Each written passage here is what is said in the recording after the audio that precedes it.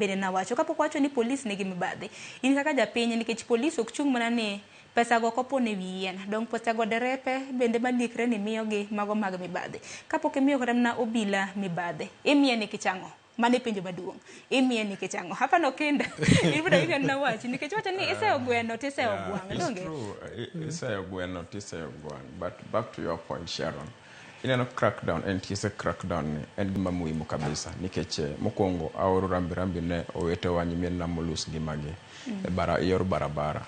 ingene intiere ng'ama riembo gari kosechama ndiwo intiere ng'ama iluongo the fatigue or driver ma riembo gari coaches time and pesa ineno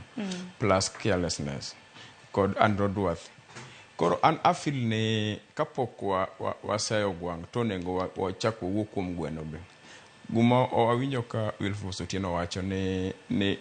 iketo sambasa ingeni ka dieri to konengi idh gari mopong ni mondo polis odhi okonyi mbele titi ng'eyo ni gari to pong mano ok ber to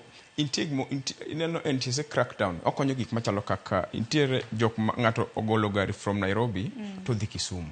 ng'ani pok no dhi Kisumu mane first time mare kata onge gi experience speed governor bende igolo speed governor be gigolo ng'at manyalo konyo e yor kanya kon japiny e yor ng'eny japiny ti makiriembo gari to ting'e gari ng'at manyalo konyo en mano bila kapok wachayo bila wang'ene role mo bila play ne japiny moidho gari nikech ing'ene Sharon tinga ko igole tikete gani siemna speed governor owacho no kia speed governor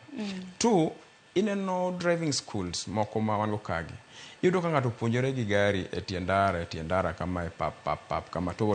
like 10,000 alaf apar timiye driving license ni ng'ani dwagoro gari nyaka Lamu nene koko make sense manisio mabinde ntiere kaka mani ng'isa ni thuolo marwa dhi ka ng'ado Ojuka adoro mar mon me wach mambo gika ng'ena bro bedo kidoka chaka luongo kendo nikech chal mar piny Kenya wajabe